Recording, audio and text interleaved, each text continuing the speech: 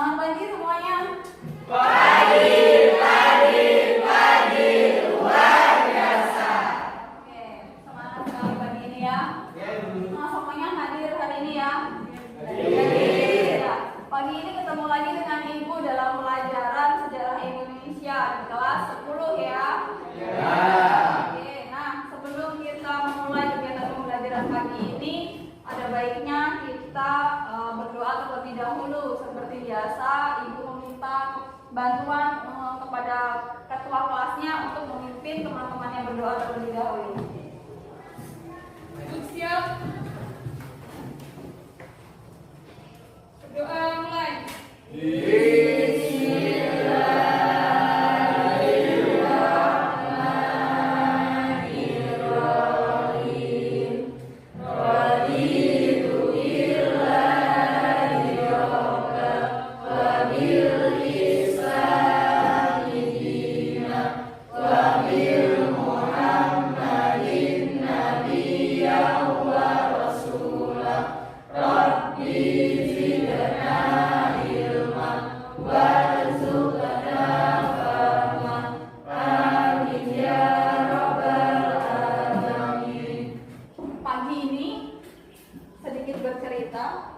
Tadi ada tidak yang sarapan opor ayam? Pagi-pagi makan opor ayam, ada nggak? Ada yang pernah makan opor ayam? Nah, kalau kita makan opor ayam nih, nah ya, kita rasa apa sih yang muncul? Gurih. Terus ada lagi apa selain gurih? Seger. Yang jelas pasti cita rasa rempah-rempahnya itu terasa sekali ya. Tahu nggak nih siapa yang perempuan biasanya bantuin orang tuanya masak di dapur, nemu yang namanya cengkeh? Pernah lihat? Ada yang belum pernah lihat cengkeh seperti apa? Ayo, jangan-jangan ada yang belum. Iqbal, tahu nggak cengkeh seperti apa? Tahu. Biasanya cengkeh itu beraroma nggak, Nak? Wangi ya. Ternyata cengkeh ini punya manfaat yang luar biasa. Ada nggak yang tahu di antara kalian apa sih manfaat cengkeh? Di Indonesia banyak sekali nih subur tumbuhan cengkeh ini. Ada nggak yang tahu manfaat cengkeh itu apa? Tadi Ibu sudah sampaikan opor ayam. Berarti cengkeh itu dia bisa digunakan untuk menambah cita rasa suatu masakan, mengolah bahan makanan agar bahan makanan itu menjadi lebih sedap. Misalnya kamu memasak opor ayam tanpa menggunakan cengkeh, mungkin akan muncul rasa amis. Atau pernah makan gulai kambing? Nah, ternyata pembuatan gulai itu juga menggunakan cengkeh untuk menghilangkan aroma bau kambing. Nah, selain untuk masakan, cengkeh ini ternyata juga bisa digunakan sebagai obat-obatan herbal. Ada nggak di antara kalian yang pernah sakit gigi? Enggak. Kebetulan kalau Ibu sering sekali sakit gigi, ternyata cengkeh ini bisa digunakan sebagai obat herbal. Di antaranya ya salah satunya untuk obat sakit gigi itu. Gimana Bu caranya? Si cengkeh ini kita campur dengan minyak zaitun, kita tetesin ke tempat yang sakit itu, dan bisa sembuh gitu. Artinya cengkeh yang muncul di Indonesia banyak sekali berlimpah-limpah ini memiliki banyak sekali manfaat, baik untuk bahan makanan maupun untuk obat-obatan herbal gitu. Nah, artinya kalau kita berbicara tentang cengkeh, rempah-rempah, apa sih Nak yang muncul di pikiran kalian? Indonesia dengan rempah-rempahnya, apa yang muncul? Ya, Laila. Indonesia itu kayak akan sumber apa namanya? Kayak rempah-rempah gitu. Iya, Indonesia kaya akan sumber rempah-rempah. Ada lagi yang lain? Jawabannya sudah sangat bagus ya. Ada lagi yang lain. Apa sih hubungannya atau kaitannya rempah-rempah yang ada di Indonesia ini dengan sudut pandang atau kacamata dunia? Apa yang pernah terjadi di Indonesia? Ada yang ingat Indonesia ternyata dulu pernah dijajah? Apa sebabnya? Karena tertarik, ya gitu. Karena bangsa luar tertarik dengan rempah-rempah Indonesia yang sangat kaya dan melimpah. Iya, luar biasa sekali. Jadi benar jawaban si Dito bahwa bangsa-bangsa Eropa ini tertarik sekali untuk datang ke Indonesia mencari rempah-rempah yang banyak tumbuh atau banyak ditemukan di Indonesia. Katanya Indonesia merupakan sumber rempah-rempah begitu. Lalu untuk apa sih rempah-rempah di Eropa? Ada yang tahu nggak? Kenapa sih bangsa-bangsa Eropa itu sebegitu pengennya datang ke Indonesia untuk dapat si rempah-rempah? Iqbal tadi kelihatannya sudah mengangkat tangan ya, Iqbal, silakan. Untuk menghangatkan badan. Untuk menghangatkan badan, ada lagi yang lain? Untuk mengawetkan makanan. Untuk mengawetkan makanan, jawabannya bagus. Untuk komoditas ekspor. Oke, untuk komoditas ekspor, jawabannya luar biasa sekali. Ini materi yang diberikan di hari sebelumnya, Pak, sudah dibaca semua nih? Sudah. Ya, luar biasa. Oke, jadi benar sekali jawabannya. Ada yang untuk menghangatkan badan. Apakah hanya cengkeh saja? Ternyata tidak. Rempah-rempah yang dicari tidak hanya cengkeh aja, nak. Ada ada merica. Nah, inilah sebagian yang digunakan mereka untuk menghangatkan badan di kala musim dingin. Kemudian untuk mengawetkan bahan makanan yang mereka punya. Nah, lalu untuk komoditas ekspor. Ternyata rempah-rempah ini memiliki harga jual yang sangat tinggi di pasar-pasar dunia. Gitu. Nah, inilah yang kemudian mendorong bangsa-bangsa Eropa ini untuk mencari sumber rempah-rempah di dunia. Ya, tadi kita berbicara bagaimana sih bangsa-bangsa Eropa ini ternyata tertarik dengan hasil rempah-rempahnya Indonesia. Inilah yang kemudian menyebabkan terjadinya perkembangan penjelajahan bangsa Eropa di Indonesia. Seperti kalian bisa lihat di layar monitor. Nah, ini adalah sebuah kompas. Kompas ini merupakan sebuah ilmu pengetahuan teknologi kala itu yang mendorong terjadinya penjelajahan bangsa Eropa. Di antaranya adanya perkembangan iptek atau teknologi. Nah, kemudian di samping kompas, kalau kalian amati ada gambar apa saja, nak? Tokoh-tokoh bangsa Eropa. Tokoh-tokoh bangsa Eropa, tokoh-tokoh penjelajah samudra, tokoh-tokoh bangsa-bangsa Eropa yang sampai di Indonesia. Ya, oke. Ibu yakin kalian sudah tidak asing lagi dengan tokoh-tokohnya. Siapa yang bisa menyebutkan tokoh-tokoh yang ada di depan? Ayo. Ya, Krispo, silakan Krispo. Itu yang sebelah kanan yang di bagian atas itu Alfonso de Albuquerque dari Portugis. Terus bawah kanan itu Cornelis de Houtman dari Belanda. Terus sebelah kiri yang atas itu Sebastian Elcano dari Spanyol. Kemudian yang bawah kiri James Lawson dari Inggris. Oke, ya betul. Terima kasih Rispa, jawabannya mantap sekali. Jadi benar ya yang disebutkan Rispa bahwa keempat tokoh tersebut merupakan tokoh yang berasal dari Eropa. Semuanya berasal dari Eropa sana. Kita tahu ada Alfonso, ada Cornelis de Houtman, kemudian ada siapa lagi tadi? Sebastian Elcano, ada lagi? Oke, nah ini tokoh-tokoh yang sampai di Indonesia. Jadi mereka ini melakukan penjelajahan samudra yang luar biasa sampai dengan di Indonesia. Nah, kalau kita berbicara penjelajahan samudra, artinya hari ini kita akan mempelajari kolonialisme dan imperialisme yang ada di Indonesia. Nah, dalam pembelajaran kali ini, tujuan pembelajaran yang ingin kita capai ada 3 poinnya. Yang pertama, melalui kegiatan pembelajaran menggunakan model pembelajaran problem-based learning, kalian mampu menunjukkan latar belakang kolonialisme dan imperialisme Barat dengan benar. Kemudian yang kedua, kalian mampu menguraikan bagaimana kronologi kedatangan bangsa-bangsa Eropa di Indonesia dengan benar. Dan yang ketiga, ini berkaitan dengan tujuan pembelajaran yang berhubungan dengan keterampilan. Apa keterampilannya? Kalian diharapkan mampu membuat mini komik dengan tema kedatangan bangsa Eropa di Indonesia dengan alur yang benar. Nah, inilah tujuan-tujuan pembelajaran yang sudah kita capai hari ini. Setelah kita mengetahui tujuan pembelajaran yang sudah dicapai hari ini, coba kalian lihat di depan ini sudah ada gambar yang perlu kalian amati. Gambar apakah ini? Ya, silakan. Amati dulu, apa sih gambarnya? Nampak ya, jelas kan gambarnya? Jelas. Coba, apa sih gambar ini? Sepertinya tidak asing. Ayo, siapa yang mau coba? Gambar apakah? Yang mau coba menjawab gambar yang ada di depan ini gambar apa?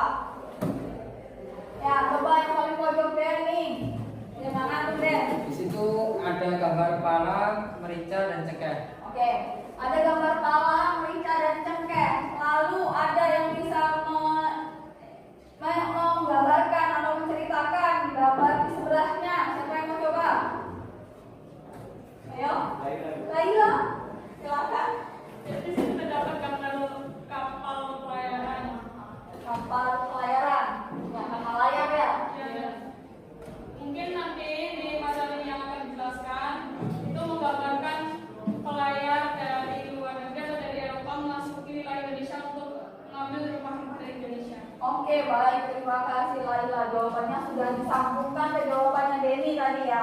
Tadi Denny menjelaskan, oh ternyata gambarnya merupakan gambar pala, cengkeh, dan merica yang kemudian dikaitkan dengan Laila. Ternyata gambar berikutnya itu gambar kapal layar yang digunakan untuk mencari si rempah-rempah yang ada di gambar sebelumnya. Oke, terima kasih untuk Denny dan Laila yang sudah menjawab. Jadi tadi di awal ada bangsa-bangsa Eropa yang melakukan pelayaran untuk mencari si rempah-rempah ini.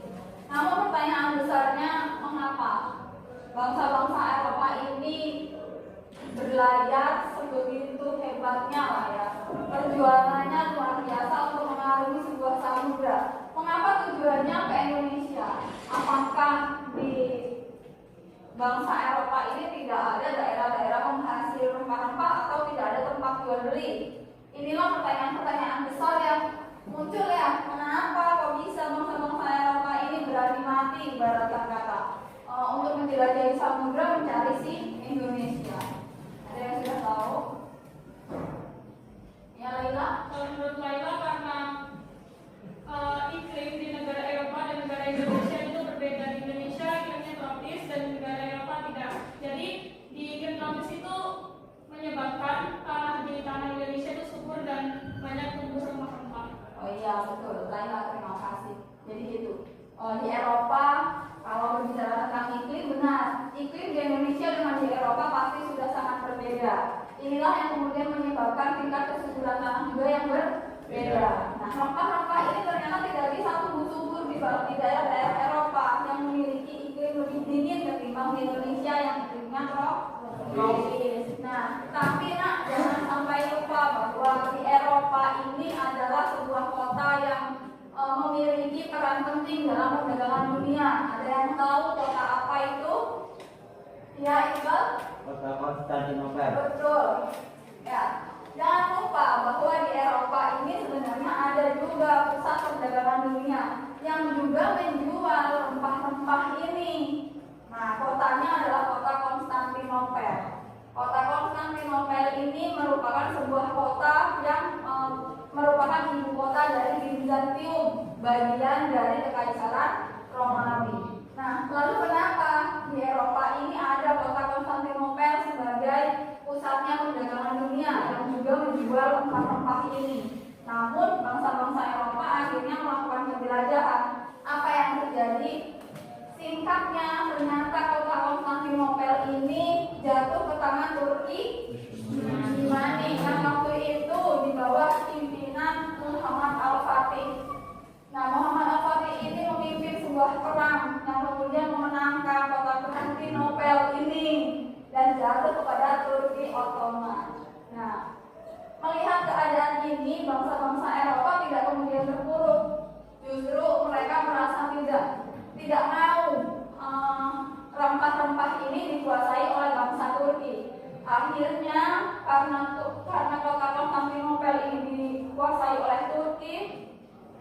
menyebabkan menghambatnya perdagangan sehingga bangsa-bangsa Eropa tidak bisa lagi mendapatkan hasil rempah dengan harga yang murah.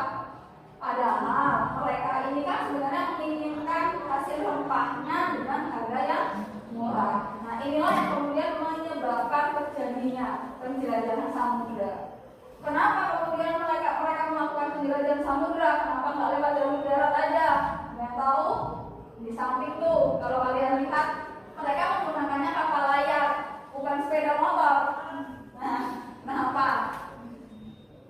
Karena kota Konstantinopel, jalur daratnya tertutup, tidak memungkinkan bangsa-bangsa Eropa ini melakukan penjelajahan melalui jalur darat. Akhirnya mereka nekat.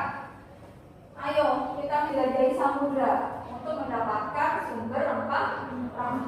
Nah, kemudian akhirnya dengan perjalanan panjangnya yang bertahun-tahun, mereka sampailah ke Indonesia. Nah, tadi di awal kita sudah ada tokoh-tokoh yang sampai di Indonesia. Di antaranya adalah Alfonso de Albuquerque. Ini merupakan salah seorang penjelajah samudra berkebangsaan Portugis yang pertama kali mendaratkan kakinya di Indonesia di wilayah Malaka di tahun 1511. Nah, di tahun 1511 inilah artinya di Indonesia sudah muncul kolonialisme dan imperialisme. Oke, Ibu sampai ke kolonialisme dan imperialisme. Kolonialisme itu berasal dari bahasa apa? Koloni, dari kata koloni yang artinya pemukiman. Nah, sehingga kolonialisme ini dapat diartikan sebagai usaha suatu negara untuk menguasai wilayah atau daerah tertentu untuk mengambil sumber daya alam yang ada. Nah, jadi negara-negara penguasa ini ketika sampai di wilayah baru, mereka melakukan pemukiman, bermukim. Yang lambat laun mereka menguasai wilayah itu beserta dengan sumber daya alam yang ada. Nah, tadi kita sebutkan ada kolonialisme dan imperialisme. Lalu apa imperialisme? Imperialisme ini berasal dari kata imperior yang artinya pemerintah. Jadi imperialisme ini bisa diartikan sebagai sebuah upaya suatu negara yang penguasa untuk menguasai suatu wilayah agar negara tersebut dapat memanfaatkan negara yang dikuasainya. Nah, imperialisme dan kolonialisme ini biasanya dilakukan oleh negara-negara yang memiliki kekuatan militer luar biasa besarnya, luar biasa dahsyatnya. Nah, kala itu kekuatan militer yang kuat itu ada di negara-negara Portugis, negara Inggris. Makanya ketika kita berbicara kolonialisme dan imperialisme, maka munculnya adalah keempat negara ini, karena keempat negara ini memiliki kekuatan militer yang sangat luar biasa dibandingkan dengan kekuatan militer negara-negara yang dikuasainya, termasuk Indonesia. Nah, baiklah. Jadi kita sudah sampai ke bagaimana sih kolonialisme, bagaimana sih imperialisme. Sekarang Ibu ingin kalian membuat kelompok untuk berdiskusi. Setiap kelompok nanti akan memecahkan permasalahan yang berbeda-beda. Kita akan mendiskusikan bagaimana sih kronologi kedatangan bangsa Portugis di Indonesia, bagaimana kronologi kedatangan bangsa Spanyol di Indonesia, sampai dengan di akhir bagaimana kronologi kedatangan bangsa Inggris di Indonesia. Oke, silakan dipersiapkan anggota kelompoknya siapa saja. Di depan sudah ada kelompok satu yang sudah siap mempresentasikan materi pertama yang berkaitan kronologi kedatangan bangsa-bangsa Portugis. Untuk kelompok satu dipersilakan melakukan presentasinya.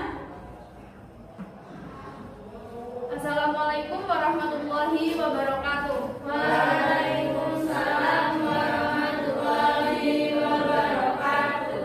Kami dari kelompok 1 yang beranggotakan Laila Zitra Lawahis, Nadia Oktatiana, Luciana Vina Sukmawati, Rifki Andika Ramadhani, dan Siti Nuroniah. Di sini kami akan mempresentasikan hasil kerja kelompok kami. Baik, saya akan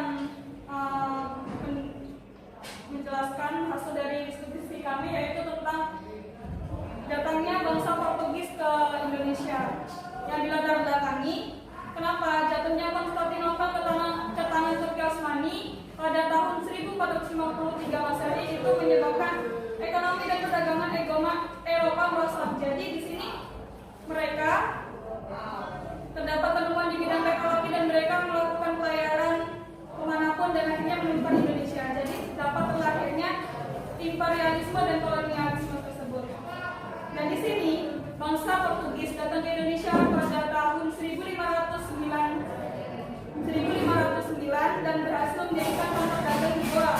Selanjutnya pada tahun 1511 Portugis berhasil menaklukkan Maluku di bawah pimpinan Albert Albuquerque. Portugis berhasil menaklukkan Malaka. Dan selanjutnya pada tahun 1512 Portugis berhasil menaklukkan Maluku dan disambut baik oleh Sultan Ternate karena pada saat itu sedang bermusuhan dengan Tidore. Pada tahun itu 1512 tersebut Portugis dipimpin oleh De Abreu. Dan selanjutnya di Maluku Portugis berhasil mendirikan benteng dan dapat hak monopoli dari perdagangan rempah-rempah di Maluku. Dan juga Portugis aktif menyebarkan agama Kristen yang Kristen Katolik. Yang tokoh terkenalnya adalah Franciscus Xaverius. Pada tahun 1522 Masehi, Portugis tidak juga berpusat di Indonesia bagian timur. Portugis juga berpusat di Indonesia bagian barat di daerah Pajajaran. Nah, pada saat itu yang dipimpin oleh Henry Lim disambut baik oleh Pajajaran dengan maksud untuk membantu melawan ekspansi dari Demak.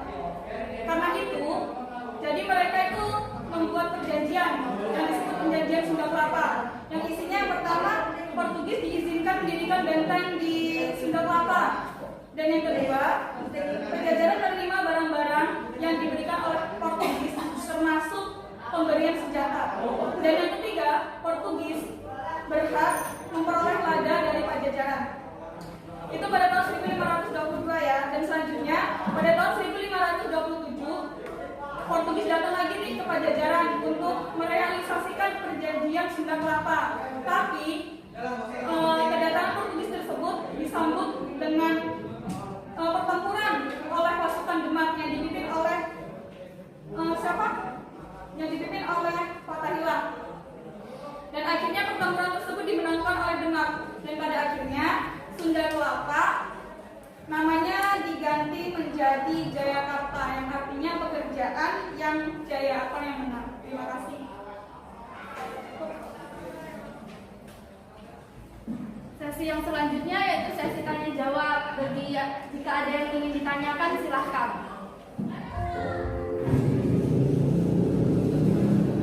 Di sini saya ingin bertanya, siapa tokoh yang terkenal yang menyebarkan agama Kristen Katolik pada masa Pajajaran Portugis?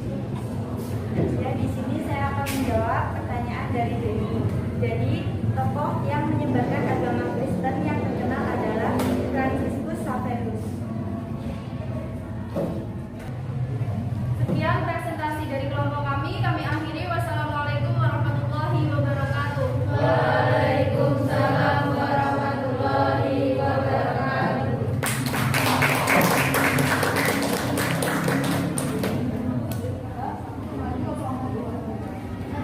Assalamualaikum warahmatullahi wabarakatuh.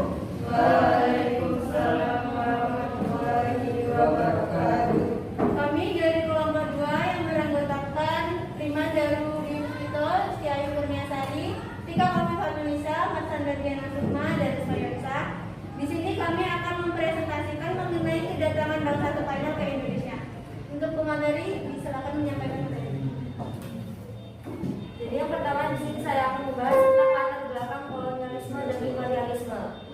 Ditandai dengan yang pertama runtuhnya kekaisaran Romawi, dan yang kedua yaitu terjadinya perang salib, dan yang ketiga jatuhnya Konstantinopel ke tangan Turki, dan yang terakhir yaitu keinginan bangsa Eropa untuk mencari 3G, yaitu gold, glory, dan gospel. Selanjutnya yaitu masuknya bangsa Spanyol ke Indonesia. Jadi bangsa Spanyol itu datang ke Indonesia urutan kedua. Ekspedisi bangsa Spanyol yaitu di bawah pimpinan Magellan pada tanggal 7 April 1521 yang telah sampai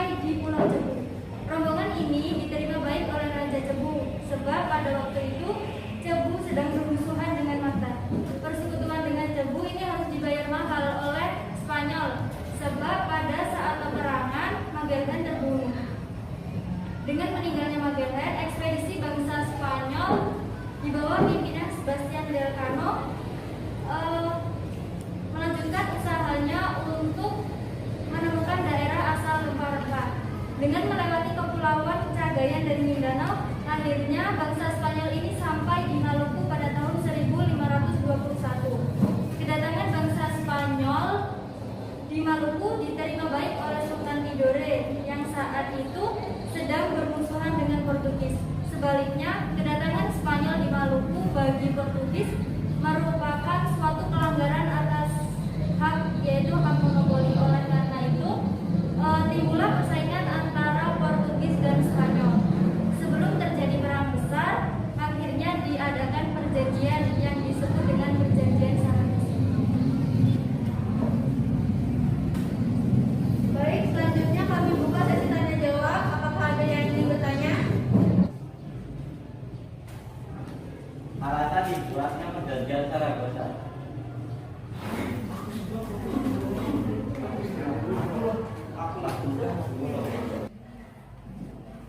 Baik, pertanyaan dari Iqbal, apa alasan dibuatnya perjanjian Saragossa? Yaitu untuk menghindari terjadinya perang antara Portugis dan Spanyol. Baik, di sini saya akan menambahkan jawaban dari Daro mengenai isi perjanjian Saragossa. Yang pertama, Spanyol harus meninggalkan Maluku dan memusatkan kegiatannya di Filipina. Yang kedua, Portugis tetap melakukan aktivitas perdagangan di Maluku. Cukup. Baik, apakah ada yang ingin bertanya lagi? Tidak.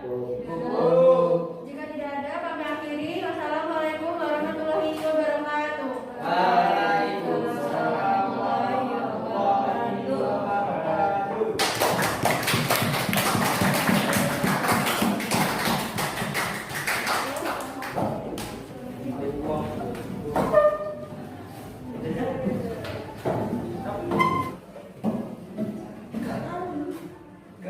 Assalamualaikum warahmatullahi wabarakatuh. Waalaikumsalam warahmatullahi wabarakatuh. Di sini kami akan mempresentasikan hasil kerja dari kelompok kami yang beranggotakan Muhammad Iqbal Saputra, Dito Dwi Wicaksono, Muhammad Ilham, dan Yunita Sari. Bagi pemateri silakan.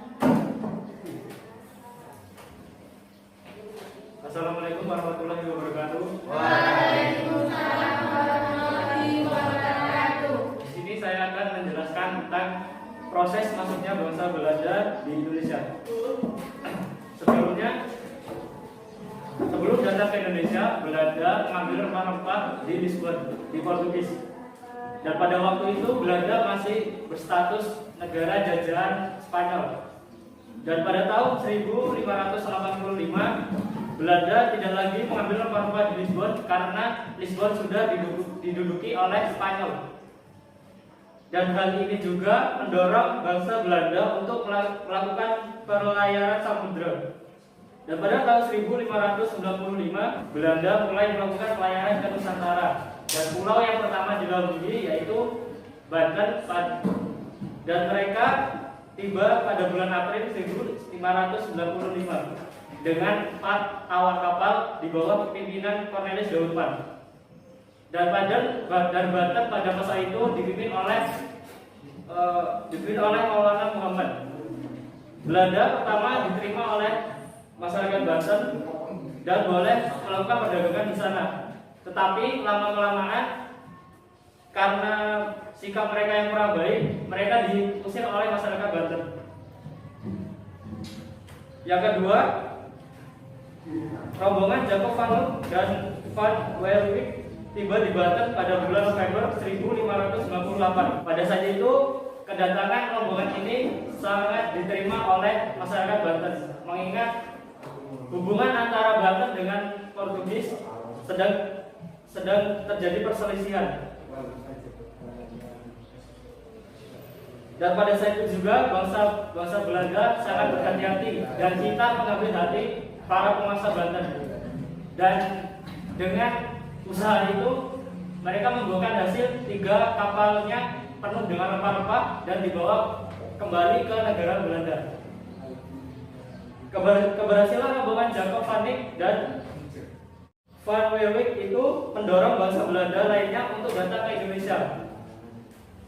Melihat gelagat itu yang kemudian Oldenbarneveldt menyarankan untuk membuat organisasi perserikatan dagang yang disebut dengan VOC, Verenigde Oost-Indisch Compagnie. Dan organisasi itu berhasil didirikan pada tahun 1902 dan dikepalai oleh Francisco Wetter. Sekian, terima kasih. Untuk sesi selanjutnya yaitu sesi tanya jawab. Bagi yang ingin dipertanyakan dipersilakan. Apa sih alasan Belanda datang ke Indonesia? Baik, di sini saya akan menjawab pertanyaan dari Mas Hagar. Alasan Belanda datang ke Indonesia yaitu awalnya mereka ingin berdagang, namun akhirnya mereka ingin menguasai Nusantara karena kekayaan yang dimiliki.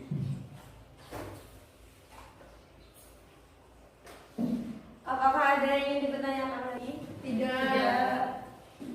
Baiklah, presentasi dari kami akhiri. Wassalamualaikum warahmatullahi wabarakatuh. Waalaikumsalam warahmatullahi wabarakatuh.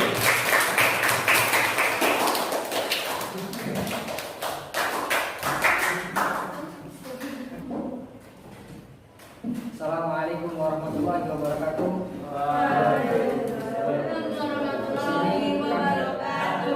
Di sini kami ingin mempresentasikan hasil diskusi dari kelompok kami. Bagi pemateri silakan. Jadi yang akan kami bahas yaitu mengenai masuknya bangsa Inggris ke Indonesia.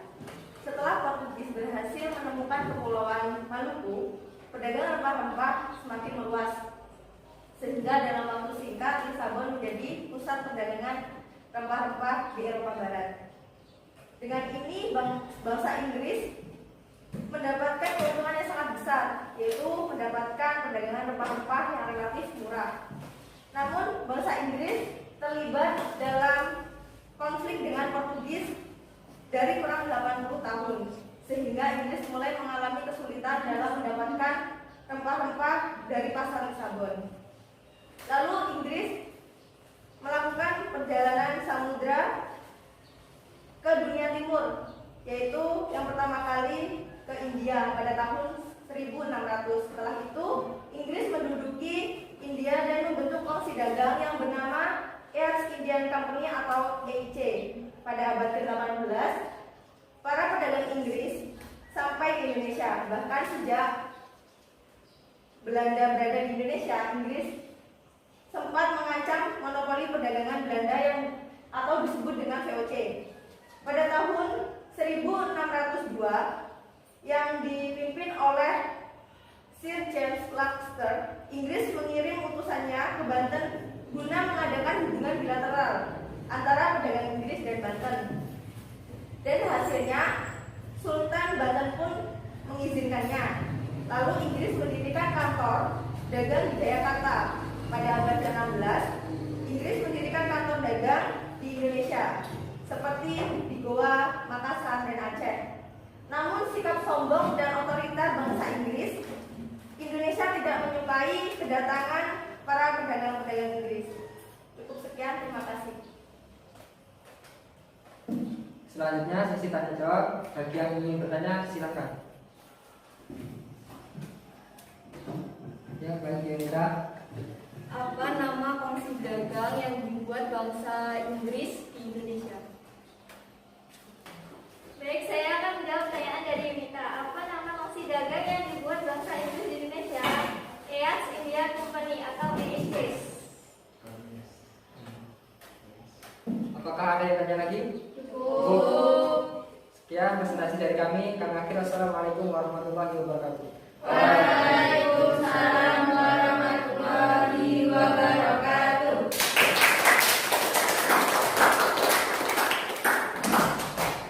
Ya baik, presentasi dari keempat kelompok sudah selesai kita sajikan. Jadi presentasinya tadi sudah sangat luar biasa, teman-teman sudah sangat aktif, ada yang bertanya, ada yang menanggapi.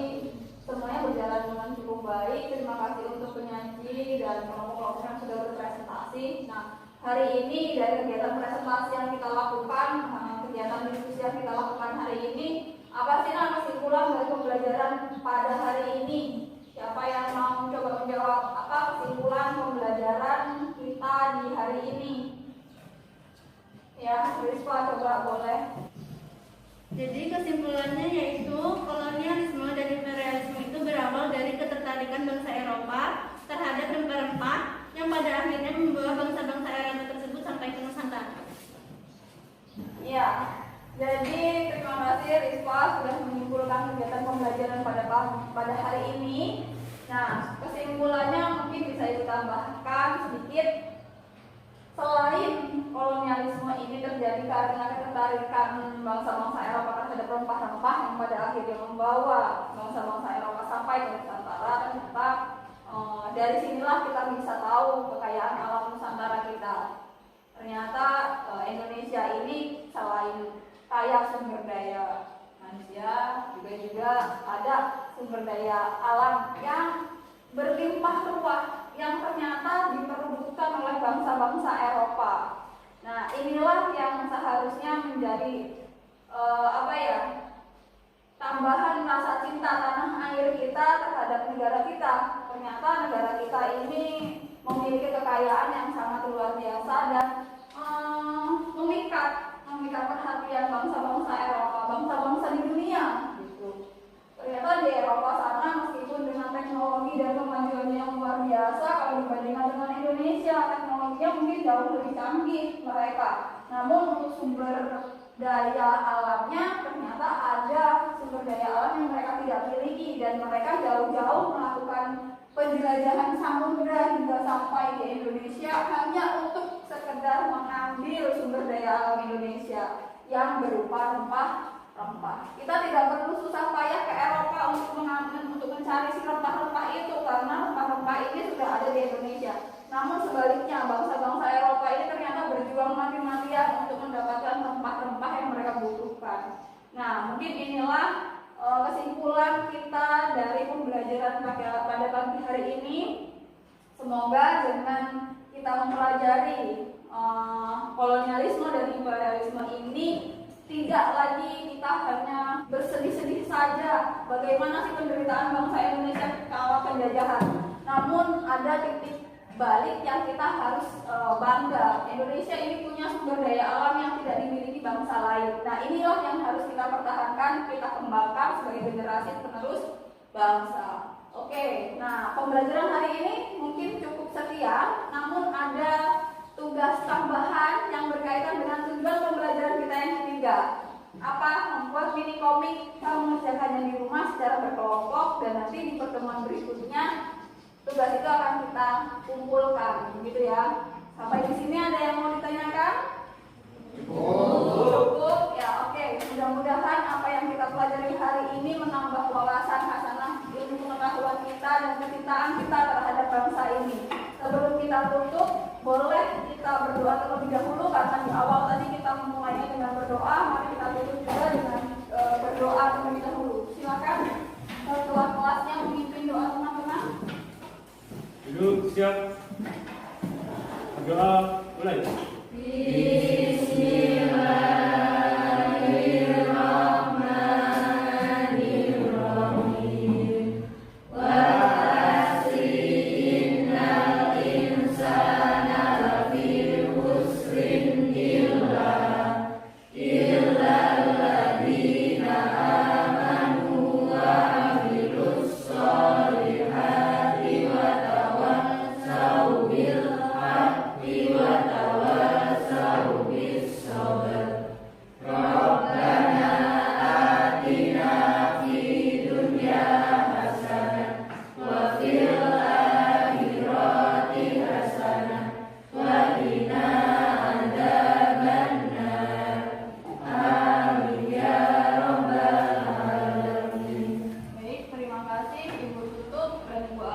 Wassalamualaikum warahmatullahi wabarakatuh.